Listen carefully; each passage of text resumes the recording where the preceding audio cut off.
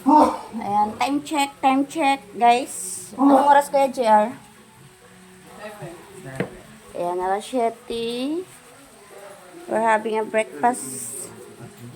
Breakfast here. Anong breakfast natin? Good morning, everybody. Good morning, Dick. Good morning. Ay, ano yan, Dick? Prayer? Prayer? Ah. Sino yan, Dick? Yung president? Dick, yung president ba yan? Ayan. O yung pare. Kung pare sa dito sa Manila.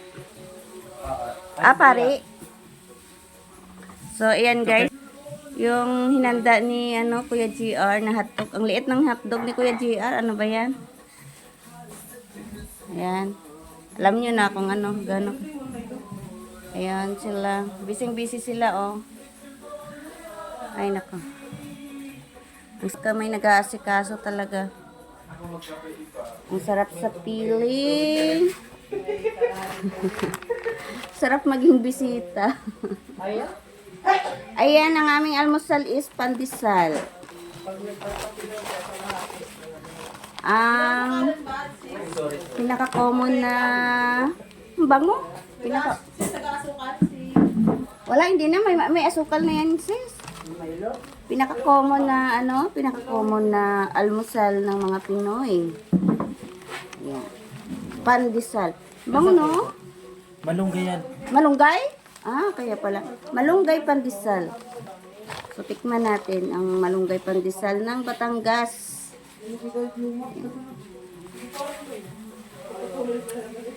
Where are you, my loves? Naku, Diyos ko dito. Ang sarap dito. Nakalima si Jack, nakarami. Nasira pa yung higaan ni Dick.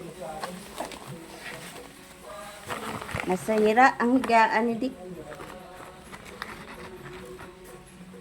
Kuya GR. Yan, Kuya GR. Hot coffee. Isa na si Jack. So, ito yung malunggay pandesal ng Batangas. Bango. Anong mabango sa English?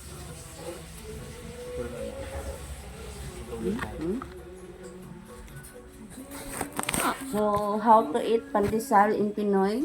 Siyempre, ito yung kape. Tapos, sausaw. Sabay kain. Dinoble ko ng Milo para may lasa. Yeah. Kay Jack Milo. Bata pa yan, si Jack. Bata pa. So, tara, kain-kain guys. Sarap. Yan, ganito kumain ng pandesal. Saw-saw.